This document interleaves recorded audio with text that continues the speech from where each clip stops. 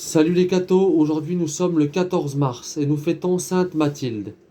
Sainte Mathilde eut pour ancêtre et pour descendant des princes remarquables, des héros fameux et de grands saints. Elle naît dans les dernières années du IVe siècle. Sa mère, après la mort de son époux, quitta le monde et entra dans un monastère. Mathilde fut élevée par des religieuses, sous les yeux maternels.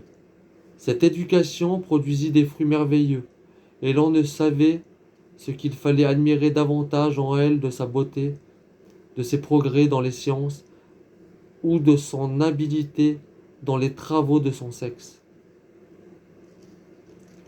Le duc Othan de Saxe, ravi de tant de belles qualités, rehaussé par une piété rare, la demanda en mariage pour son fils Henri, qui peu d'années après devenait empereur d'Allemagne, sous le nom d'Henri Ier. Ce prince était digne d'une telle épouse. Rarement époux eurent une si noble famille. Autant leur fils aîné devint empereur et mérita le titre de grand. Brunon fut archevêque de Cologne, et l'Église l'a mis au rang des saints. Une de leurs filles fut reine de France, mais la gloire de Mathilde, c'est avant tout sa sainteté. Dieu rompit bientôt les liens de ce mariage, dont l'amour divin était l'âme et dont les saintes œuvres étaient la joie.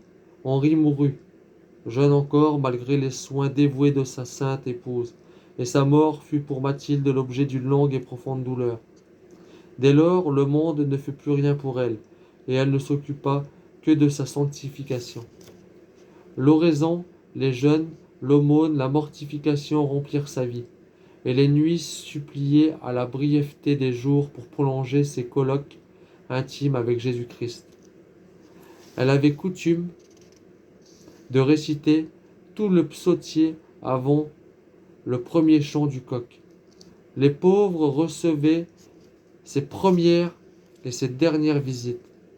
Elle savait si bien suffire à toutes leurs nécessités qu'ils n'avaient qu'une voix pour l'appeler leur mère. L'épreuve et le creuset de la vertu, l'empereur prévenu contre sa mère, l'exila.